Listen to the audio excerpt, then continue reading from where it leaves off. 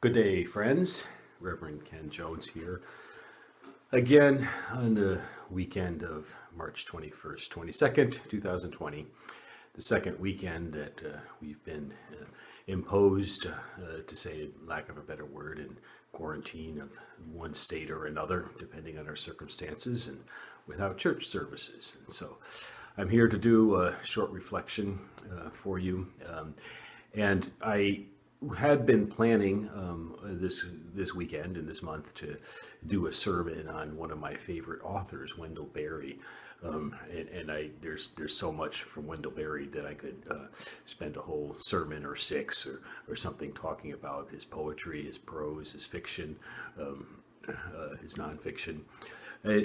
So I'm disappointed that I don't have that opportunity right now, but I also thought maybe it would be appropriate for me to reflect at least a little bit on Wendell and one or more of his writings. And the one that has been coming to mind recently when I think about one of the things that really drew me into Wendell Berry's writings some 20 years ago is a short piece that he wrote in the immediate, or soon after the September 11th, 2001 attacks, that was called Thoughts in the Presence of Fear.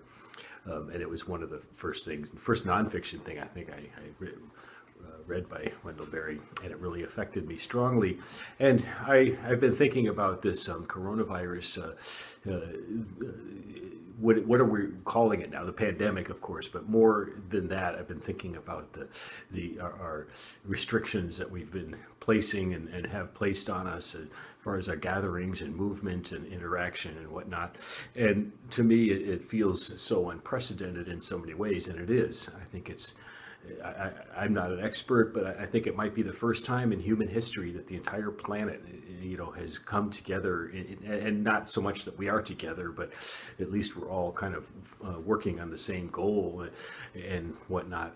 And it kind of reminds me of the premise for the Star Trek series, that some 300 years or into the future, civilization was to discover that there are other civilizations out there and not too far away in the galaxy.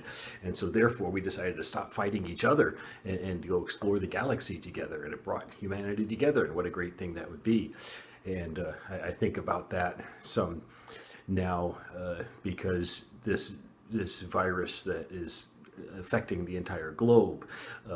One can hope, as I do, because I'm a hopeful person, that this might bring us together in a way that nothing else has so far. But anyway, back to Wendell Berry.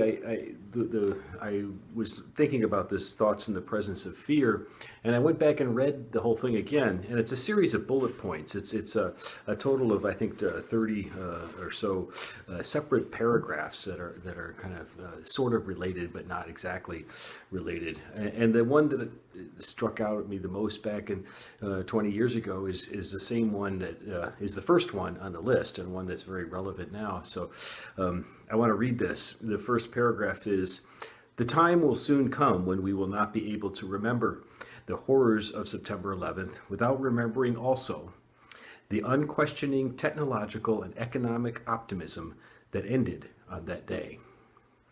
In other words, he was saying that our world would change, and that we would not be so optimistic about technology and our economy in the immediate future.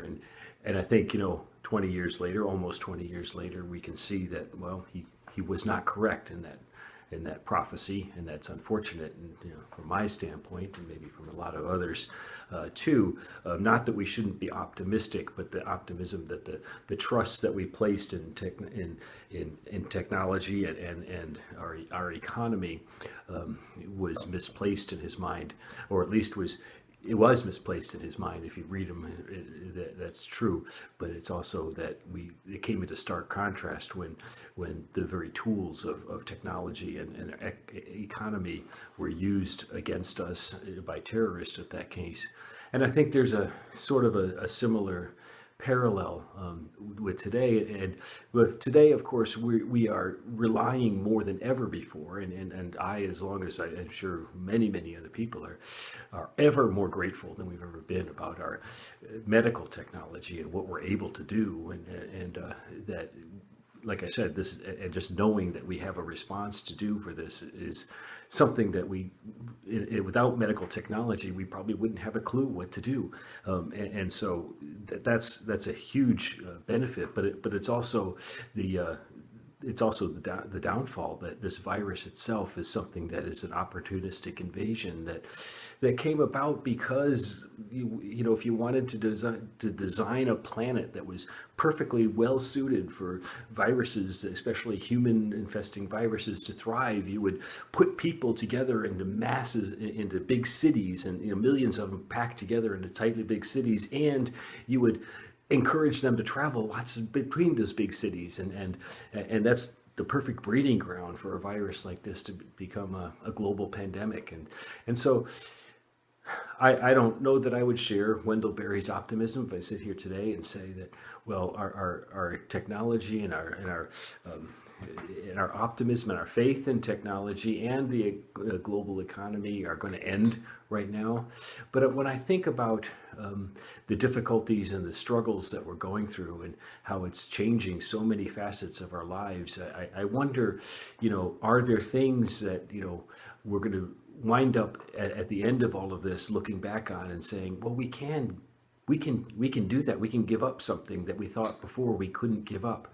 And there's a lot of things that, you know, and as a religious leader and people in a religious community, we're very hurting not being able to gather together in a religious community in the way we once used to, and we very much are looking forward to doing that again. And I'm sure all of us are.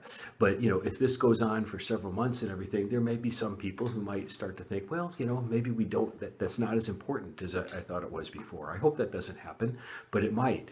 But at the same time, I think that there's aspects of our daily lives that before we felt like we're absolutely have to do kind of things, and maybe we're going to realize that we can give up things that we might not otherwise be able to give up. And part of it to me is just, I think the potential silver lining in all this is that maybe we will slow down. And maybe we will just realize that, you know, we don't have to be constantly striving, constantly achieving, constantly producing, constantly consuming. That, you know, sometimes it's good to slow down and to take a deep collective breath. And that's what I think. So there was a couple of days after September 11th, I think during the time where that was a feeling too, but it didn't last for very long. And that's what I think Wendell Berry wished that it were. One other one that he wrote that is his bullet number 12, I believe, paragraph number 12. And he wrote a lot in this about the economy and the political situation and a lot about the global military kind of situation too. That was particularly poignant after September 11th. But in one of the points, though, that I want to relate to today, he writes, we can promote a decentralized world economy that would have the aim of assuring every nation and region local self-sufficiency in life-supporting goods. This would not eliminate international trade, but it would tend toward a trade in surpluses after local needs are met. And as somebody who's been a longtime fan of Wendell Berry and of local sustainability and communities, that's another piece of this, that he was writing it about the implications of global terrorist attacks and coming to that conclusion. And it's a very, to the extent that we could have that today, it would be a wonderful, how much better off we'd be if we had more localized control over what we need and our resources. And anyway, Wendell Berry is on my mind today. And I have also thought about, you know, his other readings and things. That one in particular, I wanted to share some thoughts with you on it. And like I said, I could go on. Something that I encourage us all to do, and I'm going to do myself too, is that, you know, pick up a book and read. And I think maybe a lot of us have been doing a lot of that, but it may be healthy for us I say in maybe some different ways, to read something that has nothing to do with coronavirus or viral infections or pandemics or anything like that. To read something that is about just living in a bountiful way, because we can do that. We can do that today, and I believe we'll be able to do that tomorrow and in the weeks, months, and years to come.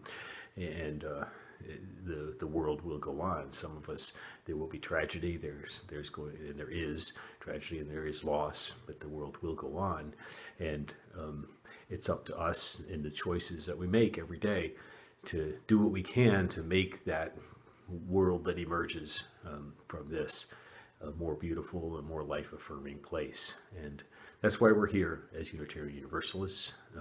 It's what our faith is all about. And so I encourage us to not lose hope in that. And we will be together again at some point, and we will have that to celebrate and to as work to do. And in the meantime, while we're home, we're safe, or wherever we need to be, we can do that and keep that in our hearts.